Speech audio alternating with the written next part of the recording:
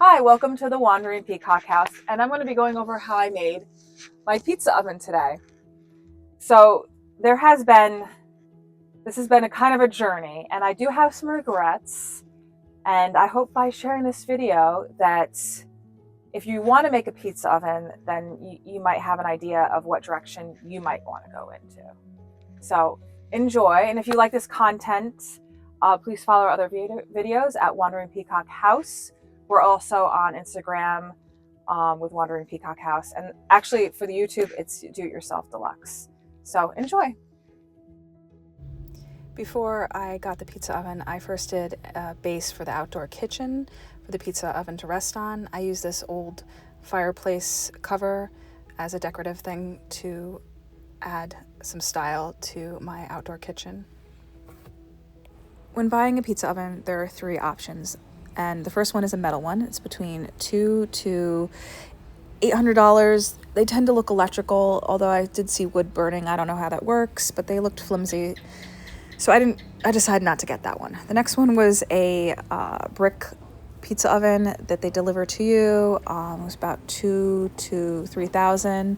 I justified this purchase, even though it was a lot of money, because I thought, I'll make the money back with Airbnb bookings.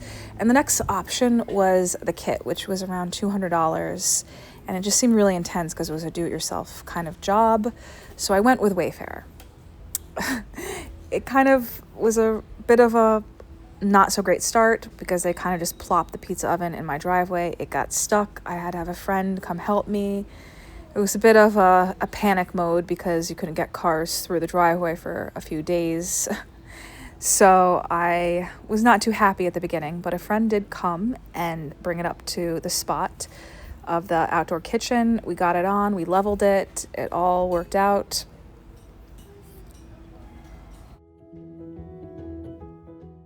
The outdoor kitchen looked a little weird, so I decided to make a little moon arch using a tire. And I did like the way it looked a little bit better, but it still wasn't right. And unfortunately, the pizza oven didn't work at all when the temperatures got cold. So I decided to use the circle idea and make a moon gate and really use the pizza oven as a buffer to make the moon gate more secure and add more stone at the same time. So I went to the drawing board, came up with my fantasy moon gate, and got to work.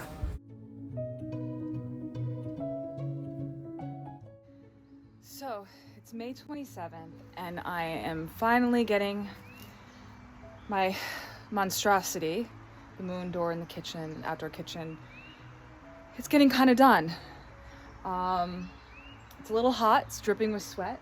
So today I'm doing this. I'm insulating the pipe because I am doing these little pockets of plants, succulents. I'm gonna do a mixture of succulents and also in moonflowers because this is going to be a moon garden, which is a scented, nighttime scented and white garden. So hopefully I want to have tons of moon flowers, which are like a vine, like a morning glory, hanging down. I might fill in some gaps with morning glories because I've done very well with them. They're very prolific. So I'm going to plant them up here. I don't know if you could see, way up here. I put some gravel in there, and then I'm going to put the dirt and a mixture of succulents and these vines. And hopefully the vines will trickle down. So this is what I did before. I had these like little pockets. I tried strawberries in them and they didn't do so well, but the succulents are doing very well, which they should because succulents don't mind not getting consistent moisture. They like being near rocks and growing on rocks. So I didn't videotape this because it was before I decided to videotape, but I insulated the pizza oven with this insulation fabric. Now, might be a side note. I bought this pizza oven from Wayfair and it never really got past like maybe 200 Celsius, maybe once close to 300 Celsius because of two reasons. And if you want to get something like this, which is a kind of expensive pizza oven that they could ship to you. I'm going to tell you the pros and cons, I guess. Now, I guess it's better than stainless steel or something like that.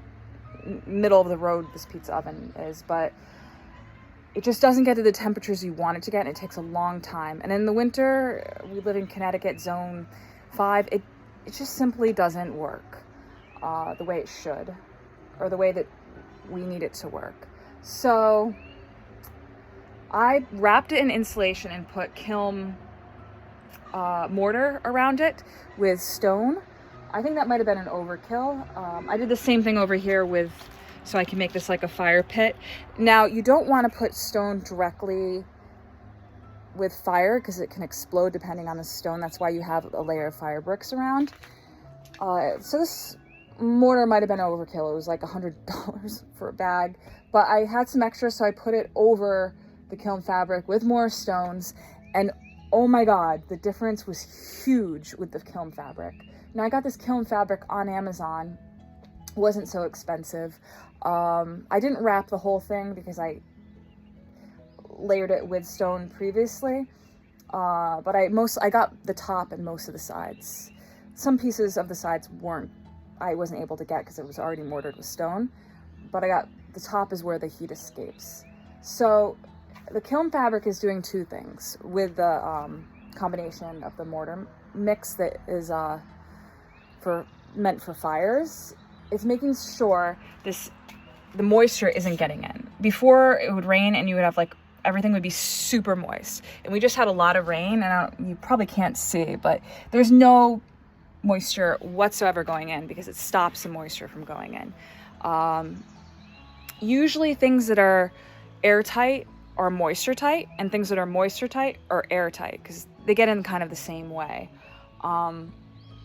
So it's been amazing as far as no moisture getting in, and the heat immediately started getting locked in and retaining heat. And we got to numbers, we were like, oh my God, this is crazy how hot it's getting.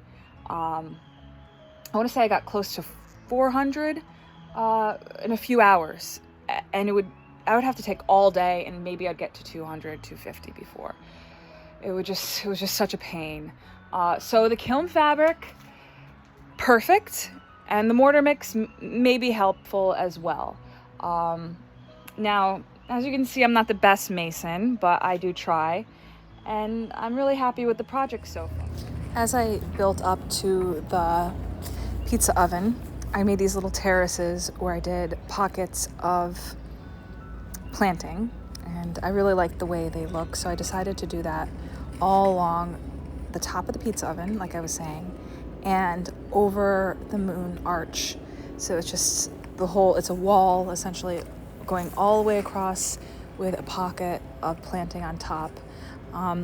This is a little bit risky because it can damage the structure over time by water getting caught in these pockets during the winter, freezing and kind of blowing out the structure over time. So it's something I'm going to keep an eye out. And if it starts, rocks start loosening, which I have to really keep an eye out, I might have to remove them completely and just do like some sort of slate cap on top, which is probably what I should be doing in the first place. But that's just the kind of person I am. I have my little fantasies and I want to try things out. I also had a piece of marble that I acquired somewhere, and I decided to take the marble and make a little marble etch of a peacock and put it over the pizza oven just to add some artistic flair to the structure and make it a lot more personal.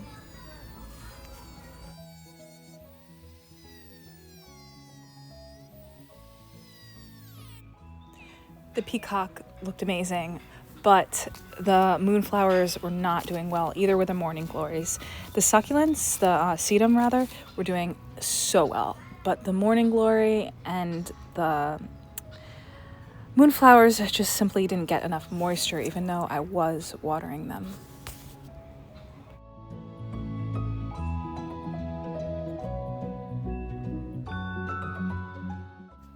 The moon arch was looking great at this point. I was so nervous about removing the support system of the wood. I just felt it was going to topple all on itself, but I was lucky. It all worked out in the outdoor kitchen with the pizza oven and the moon gate, and I ended up doing many more of these circle arches. Actually, on the other side, I decided to do a outdoor kind of shower sculpture thing with I think 8 moon arches with tires, so it really looked cool. So the next thing I did was tackle the chimney. So I'm gonna get real weird with this. In my past life, I was a fire performer, so I made a lot of these crowns and would perform in shows with them. And one of the crowns I made was a mica crown, which I have a very interesting story with. I used to have access, or I thought I had access, to a mica uranium mine. And I would go in there and pick mica. Well, one day the owner caught me, and I realized I didn't have permission from the owner. I had permission from the owner's neighbor, and they just got into a massive fight. And I was in the middle of it by collecting the mica from the mine, and it was big drama. The guy was pretending to pull a gun on me, trying to tell me to pay him a lot of money. It was insane.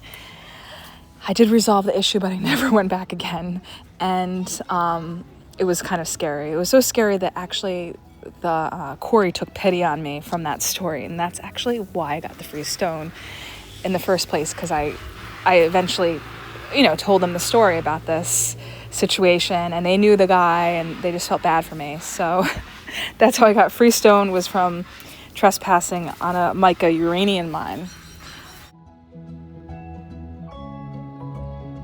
So this is an old fire crown that I used to use. It never really worked well because it wobbled a lot. This is I was going to extend it and do more prongs. I was experimenting at the time with screw-on wicks, because I couldn't fuel the wicks because it had a mica flower around it. Now, mica is super cool because mica is a stone that takes the max amount of heat. Actually, they used to use it for window panes in old ovens. So I used to use this for my fire show. The one that worked out well was my other crown. I used magnets, so I attached the wicks with magnets. I would pour the fuel on the wicks outside of the crown and then attach it with magnets, and it would work. It would be a cool show. And the fire would be magically lighting up the stones, the mica. Now, this crown has been being a dust collector on my bureau for a long time now, so I'm gonna try to see if I could put it on top of the pizza oven. So the pizza oven has we'll climb up here, I'll bring my cell phone, has a chimney. Oh, side note, here is the mica on an old little door for a wood burning stove. As you can see, it's a mica glass, so it's pretty cool. I'm gonna try to see if I could put that somewhere too. So that's my chimney now. It's kind of basic. I want to make it really cool and have the sort of character. So I don't know. So what I have also these other mica things. I made a mica outfit, a mica bra, and a mica belt to go with my whole act. And these are all extra ones, so I drilled holes in them. But what I'm gonna do now is make this like scales. I'm gonna put them down on top of the top part and put cement so they pop out and they look kind of like scales. I'm also gonna tuck them in spots like this to create that scaly look, jazz it up a bit. I think it's gonna be really cool. With the mica, gonna be really flashy. And I want it to kind of look like the mica stones, which I don't have any here now, but in the stones, these are embedded and sometimes they make a stone form. So I don't know, I mean, maybe I could do this. I don't know. That might look a little funky. I'll have to see what it looks like, see what I like, how I'm gonna attach it. but it might go with our wandering peacock theme. Let's see. So here it is. I think I lost my mind. I think it looks so wacky, and as you can see, the wind is blowing and all the mica is just like going through. So it's gonna, the mica is the original fairy dust. So it's gonna be just like people are gonna cook off pizza and then mica dust is gonna be everywhere. The finished product was doing this more countertop space by bringing out the countertops with multiple moon arches using tires, and it really just made everything look so much cleaner and more beautiful and useful, because we definitely needed more counter space. And over the years, the sedum garden just looked magnificent, filling in. In the winter, I like to take the seed heads and crunch them up and just put the seeds back into the garden to make it more full. So next year, it will just be lusher and lusher on top of the moon arch and outdoor kitchen. I have not had any problems with expansion and stonework being degraded because of this. So far, so good. Ready? So I hope this video was insightful and you could use the information to pick the path for your pizza oven making fantasies and future. So enjoy.